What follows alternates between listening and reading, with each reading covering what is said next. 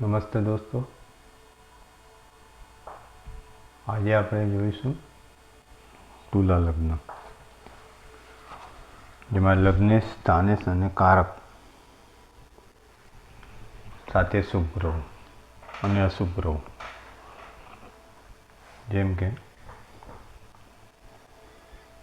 શુભ ગ્રહો ગુરુ, શુક્ર, ચંદ્ર, બુધ.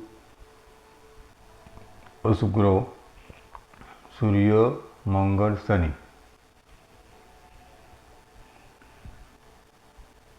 પહેલા ભાવમાં તુલા રાશિ, જેનો માલિક શુક્ર, એટલે લગ્નેશ શુક્ર, જેને 12 ભાવનું ફળ લેવાનું છે. એટલે શુક્રને આપણે 12 ભાવમાં પહેલા લખી દીધું છે. લગ્નેશ, સ્થાનેશ બી શુક્ર પહેલા ભાવમાં, અને કારક પહેલા ભાવમાં સૂર્ય. એટલે પહેલા ભાવમાં જે બી ફળ જોવાનું છે તેમાં લગ્નેશ શુભ, સ્થાનેશ શુક્ર બી શુભ, લગ્નેશ બી શુક્ર, સ્થાનેશ બી શુક્ર, અને કારક ગ્રહ સૂર્ય જે અશુભ ગ્રહ બને છે. માટે પહેલા ભાવથી જે બી આપણે ફળ જોઈએ છે, તંદુરસ્તી, આત્મબળ, મનોબળ, દેહબળ, વ્યક્તિત્વ, એ બધું લગ્નેશને પ્રાપ્ત થશે. કારક સૂર્ય यहाँ અશુભ બને છે, માટે પહેલા સ્થાનનું ફળ સૂર્યના હિસાબે થોડું ઓછું પ્રાપ્ત થશે. 80% ફળ શુક્રને સારું મળશે. અહીંયા બીજો ભાવ વૃશ્ચિક રાશિ, વૃશ્ચિક રાશિનો સ્વામી મંગળ. પહેલાં લગ્નેશ શુક્ર, બીજા ભાવનો સ્વામી મંગળ એટલે સ્થાનેશ મંગળ, અને ગુરુ બીજા ભાવે કારક ગુરુ. સ્થાનેશ મંગળે લગ્નેશને ફળ આપવાનું છે. સ્થાનેશ મંગળ જે છે અશુભ બન્યો છે, મંગળ ગ્રહ અશુભ છે. એ બીજા ભાવનું જે બી ફળ છે એ સ્થાનેશે લગ્નેશને આપવાનું છે. માટે બીજા સ્થાનનું જે બી ફળ છે અશુભ ગ્રહ એટલું નહીં આપી શકે. કુટુંબ સુખ, ધન સંચય, વાણી સુખ અને કુળનું. કુટુંબમાં ઝઘડા, વાણી બી તોછડી હોય, અને કુળ તરફનું બી જે બી ફળ મળે એ ઓછું મળે લગ્નેશને આ બીજા ભાવને. કેમ કે બીજા ભાવનો જે માલિક થાય છે એ અશુભ ગ્રહ થાય છે, મંગળ. માટે બીજા ભાવનું લગ્નેશને એટલું ફળ નહીં મળે. ત્રીજો ભાવ, ત્રીજા ભાવમાં ધન રાશિનો માલિક ગુરુ. એટલે લગ્નેશ ત્રીજા ભાવમાં શુક્ર, સ્થાનેશ ગુરુ, અને ત્રીજા ભાવમાં કારક મંગળ. એટલે સ્થાનેશ લગ્નેશને ફળ આપશે, સારું ફળ આપશે. કારણ કે સ્થાનેશ જે છે તે ગુરુ થાય છે, અને ગુરુ શુભ ગ્રહ છે. માટે ત્રીજા સ્થાનનું જે બી ફળ થાય સ્થાનેશ લગ્નેશને સારું જ આપશે. ત્રીજા ભાવમાં કારક મંગળ છે, જે અશુભ ગ્રહ છે. માટે ત્રીજા સ્થાનનું ફળ થોડુંક ઓછું. એટલે પુરુષાર્થ થઈ શકે કે નહીં થઈ શકે એ ત્રીજા ભાવનું મંગળના હિસાબે થોડુંક ઓછું. હિંમતવાન બને, ઉત્સાહિત બને, સાહસી બને. ટૂંકી મુસાફરી કરે, ભાઈ ભાંડુનું સુખ થોડુંક ઓછું. વિચારનો ઉદ્ગમ થોડુંક ઓછું. બાકી 80% ફળ અહીંયા સારું. પાડોશી સારા, હસ્તાક્ષર સારા, અક્ષર સારા.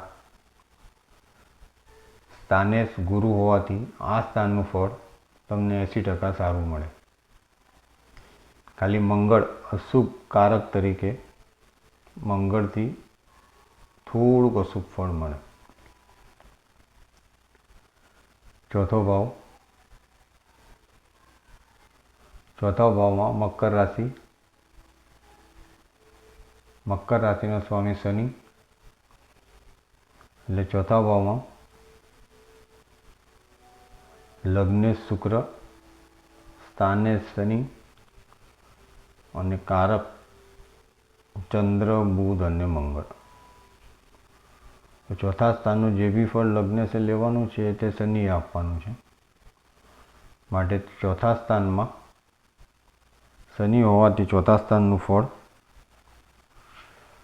ઓછું મળશે, કેમ કે શનિ જે છે એ અશુભ ગ્રહ છે. લગ્નેશને આ ભાવથી ફળ ઓછું મળશે, જેમ કે જમીન, જાગીર, માતા સુખ, સ્થાવર મિલકત, ઉચ્ચ કેળવણી, ખેતી, વાહન સુખ પણ ઓછું. મિલકત બી, સ્થાવર મિલકત બી અહીંથી ઓછી મળે. માતા તરફથી પણ સુખ ઓછું મળે, કેમ કે સ્થાને શનિ અશુભ ગ્રહ બને છે માટે. અને કારકમાં ખાલી ચંદ્ર અને બુધ શુભ અને મંગળ પાછો કારકમાં અશુભ તરીકે આવે. ચોથા સ્થાનનું ફળ લગ્નેશને ઓછું મળશે, 50% ઓછું. પાંચમા સ્થાને કુંભ રાશિ, જેનો માલિક શનિ. એટલે પાંચમા સ્થાને પહેલા લગ્નેશ શુક્ર, સ્થાનેશ શનિ ને કારક ગુરુ. પાંચમા સ્થાનનો માલિક શનિ જે અશુભ બને છે, સ્થાનેશ તરીકે ફળ આપશે પણ ઓછું. પણ પાંચમા સ્થાને એટલે ગુરુ એક શુભ ગ્રહમાં આવી ગયો. ને પાંચમા સ્થાનથી ગુરુ કારક તરીકે સારું ફળ આપશે. એટલે પાંચમા સ્થાનનું જે બી ફળ મળે છે તે કારક તરફથી સારું મળશે, ખાલી સ્થાનેશ શનિ તરફથી થોડુંક ઓછું. જેમ કે પાંચમા સ્થાનથી આપણે સુખ જોઈશું: સંતાન સુખ, પૂર્ણ પુણ્ય, મનની શાંતિ, વિચારનું જ્ઞાન, અભ્યાસ વિદ્યા, પ્રેમ, દેવ દેવીની ઉપાસના. કે આ ભાવથી ફળ સારું, ખાલી 20% સ્થાનેશથી ઓછું પ્રાપ્ત થશે, કેમ કે કારક ગુરુ છે અહીંયા, અને કારક ગુરુ શુભ બને છે.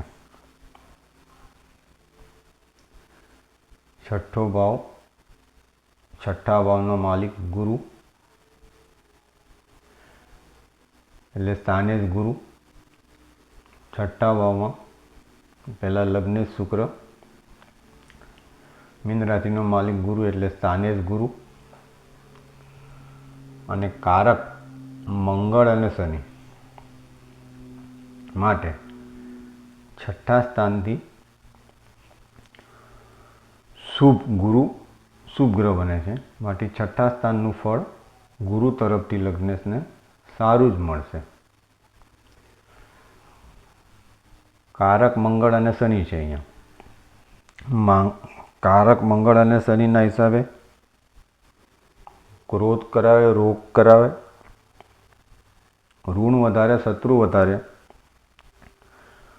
પરિશ્રમ વધારે, સેવા વધારે કરાવે, નોકરી વધુ કરાવે, નોકર ચાકરની જેમ નોકરી કરાવે, મોસાળ તરફથી પણ સુખ ઓછું. આ થઈ ગયું છઠ્ઠા સ્થાનનું ફળ. હવે સાતમા સ્થાનમાં મેષ રાશિ, જેનો માલિક મંગળ.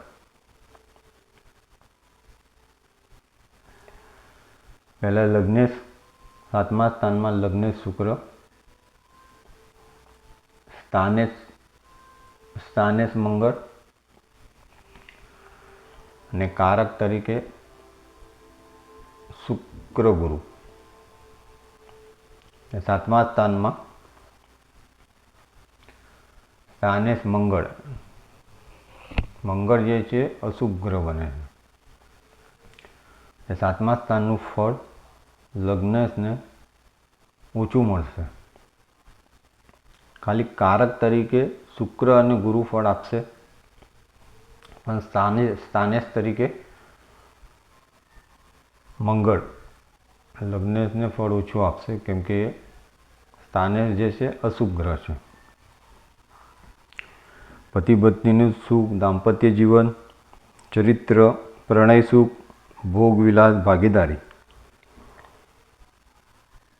7મા સ્થાનથી ભાગીદારી બી જોવાય છે. ભાગીદારી આ લગ્નના જાતક નહીં કરી શકે. કોર્ટ કચેરીના દાવા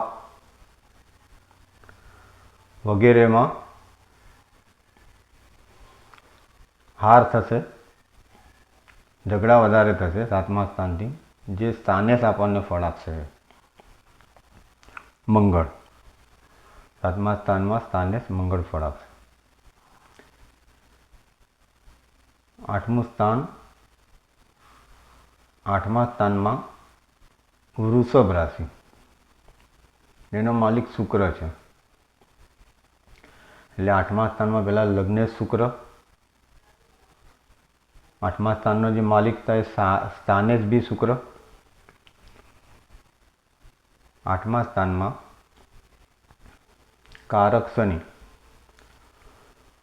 શુક્ર જે છે શુભ ગ્રહ છે, એટલે 8મા સ્થાનનું જે બી ફળ મળશે એ સ્થાનેશ આપશે શુક્ર, જે લગ્નેશને સારું જ આપશે. અને લગ્નેશ પોતે પણ શુક્ર જ છે. શુક્રની 2 રાશિ, તુલા રાશિ અને વૃષભ રાશિ. માટે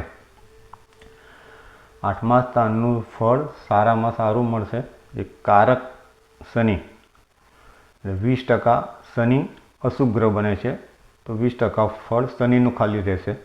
80% ફળ લગ્નેશને સારું મળશે, કે લગ્નેશનું પોતાનું ઘર છે. એટલે વીલ વારસો, આકસ્મિક ધન લાભ મળે, બાપ દાદાની પ્રોપર્ટીમાં ધન લાભ થાય, પ્રોપર્ટીમાં લાભ થાય, સજા મળે તો છૂટી જાય, જેલ ના થાય, રૂશ્વત ના લે, થોડો ઘણો સ્વાર્થ રહે, સ્વાર્થીપણાનું, એ 8મા સ્થાનનું ફળ છે. 9મું સ્થાન, 9મા સ્થાનમાં મિથુન રાશિ, મિથુન રાશિનો માલિક બુધ. 9મા સ્થાનમાં પહેલા લગ્નેશ શુક્ર, 9મા સ્થાનમાં મિથુન રાશિનો માલિક બુધ, જે સ્થાનેશ, અને કારક તરીકે સૂર્ય અને ગુરુ. એટલે 9મા સ્થાનથી જે બી ફળ જોયું છે તે સ્થાનેશ આપશે, અને સ્થાનેશ લગ્નેશને સારું જ આપશે, કેમ કે બુધ શુભ ગ્રહ છે. માટે 9મા સ્થાનનું ફળ લગ્નેશને સારું જ મળશે. એક કારક સૂર્ય, જે 20%માં જાય, 80% ફળ લગ્નેશને સ્થાનેશ તરફથી સારું જ મળશે. જેમ કે 9મા સ્થાનથી પરોપકાર, ધર્મ ભાવના, ભક્તિ, ગુરુ ભક્તિ, તીર્થયાત્રા, યશ, કીર્તિ, માન સન્માન સારું મળશે 9મા ભાવથી. 10મો ભાવ, 10મા ભાવમાં કર્ક રાશિ, એટલે સ્થાનેશ ચંદ્ર થયો. 10મા ભાવમાં લગ્નેશ શુક્ર પહેલા જોવાનો, કર્ક રાશિનો માલિક ચંદ્ર, એ સ્થાનેશ થશે. અને કારક તરીકે બુધ, ગુરુ, સૂર્ય અને શનિ. ને 10મા ભાવથી જે બી ફળ જોવાય છે એ સ્થાનેશ આપશે, લગ્નેશને સારું જ આપશે, કેમ કે ચંદ્ર જે છે સ્થાનેશ તરીકે શુભ ગ્રહ બન્યો છે. માટે શુભ ગ્રહ છે, માટે 10મા સ્થાનનું ફળ સારું જ રહેશે. જેમ કે પિતા તરફથી પિતા તરફથી સુખ સારું, વ્યાપારમાં સારું, પ્રતિષ્ઠામાં સારું, લોક વ્યવહારમાં સારું, જ્ઞાતિ વ્યવહારમાં સારું, ઉચ્ચ અધિકારનું પદ મળે, રાજકીય ક્ષેત્રમાં બી સફળતા સારી મળે. એ બધું 10મા ભાવથી જે ફળ જોવાય એ સ્થાનેશ આપશે અને તે સારું જ આપશે લગ્નેશને. ફક્ત સૂર્ય અને શનિ થોડું કારક તરીકે સૂર્ય અને શનિ અશુભ ગ્રહ બને છે, થોડુંક 20% અશુભ ફળ મળે. 11મા સ્થાનમાં સિંહ રાશિ, જેનો માલિક સૂર્ય, જે સ્થાનેશ થશે. 11મા સ્થાનમાં પહેલા લગ્નેશ શુક્ર સ્થાનેશ, એટલે 11મા ભાવમાં સિંહ રાશિનો માલિક સૂર્ય એ સ્થાનેશ થશે. ને 11મા ભાવમાં કારક તરીકે ગુરુ, એટલે 11મા ભાવથી જે બી ફળ મળશે એ સ્થાનેશ તરફથી ઓછું મળશે, કેમ કે સ્થાનેશ થઈ ગયો સૂર્ય અને સૂર્ય પોતે અશુભ ગ્રહ છે. માટે 11મા સ્થાનથી જે લગ્નેશને ફળ મેળવવાનું છે તે ઓછું મળશે. કારક ગુરુ તરીકે થોડુંક શુભ મળશે. મિત્રો તરફથી એટલો લાભ નહીં મળે. લાભ, લાગવક, ઓળખાણ એ તરફથી બહુ ઓછું ફળ લગ્નેશને મળશે. 12મું સ્થાન કન્યા રાશિ, કન્યા રાશિનો માલિક બુધ, એટલે 12મા સ્થાનમાં શુક્ર લગ્નેશ, 12મા સ્થાનનો માલિક બુધ જે સ્થાનેશ થાય, અને 12મા સ્થાનમાં કારક શનિ, જે 12મા સ્થાનમાં સ્થાનેશ બુધ, જે બુધ ગ્રહ છે એ શુભ ગ્રહ બને છે. માટે 12મા સ્થાનથી સ્થાનેશ લગ્નેશને સારું જ ફળ આપશે. ખાલી કારક શનિ તરીકે 20% ઓછું ફળ, અશુભ ફળ. જેમ કે 12મા સ્થાનથી મોટા ખર્ચા, શારીરિક દુર્બળતા, પૈસા વ્યાજમાં જાય, દેવાળું થાય, કર્જ થાય, ભોગવિલાસ થાય. આ બધું ફળમાં 20% અશુભ ફળ ને 80% ફળ લગ્નેશને સારું મળશે, જે સ્થાનેશ બુધ આપશે. આજે આપણે અહીંયા સુધી રાખીશું. તમને મારો વિડીયો ગમે તો લાઈક કરજો અને ના ગમે તો ડિસલાઈક કરજો. ધન્યવાદ.